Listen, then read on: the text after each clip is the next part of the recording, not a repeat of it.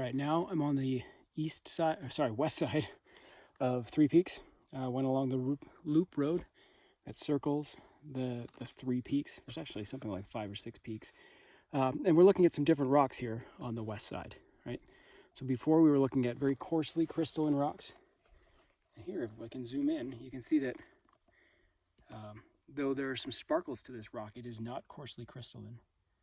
So it's relatively fine-grained, and I will post a link in the video to the Utah Geological Survey interactive geologic map portal, and I'll give you some coordinates, and I want you to find this spot and figure out what the name of this formation is. So what kind of rock this probably is and what its formation name is.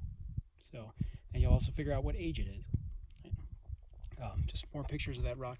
It's been modified or metamorphosed by the other rock type, but only lightly so.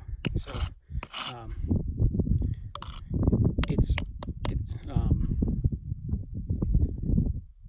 very quartz rich, but it's not quite a quartzite in this case. And those will be your clues. So again, we're on the west side of Three Peaks. As I scan this way, you can see the hills out into the basin and range.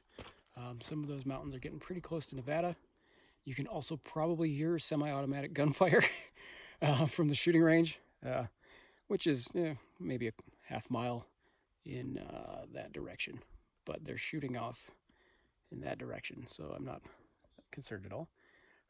But that's part of the Three Peaks Recreation Area. All right, so again, what kind of rock is this one here? And I'll zoom back down towards that piece there where you can see it fairly clearly. All right, still on the west side of Three Peaks. And you can see that there is a very obviously sedimentary rock here. And I want you to come up with a rock name based on the sorting and rounding of the different clasts in this rock.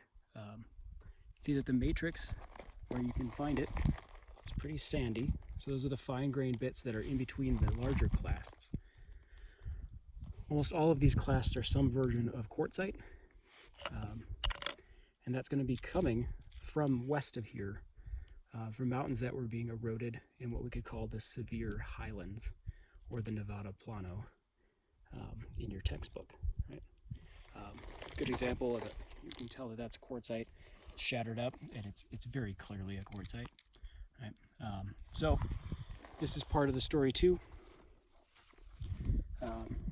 Piece of chert there, just different components that were being weathered out at a given time and being deposited in this rock layer. So figure out what to call this type of rock and figure out which of the formations it is by going to that Utah Geological Survey interactive map portal online. Just the link should be in the video, and you can also just Google UGS map portal and it should get you there.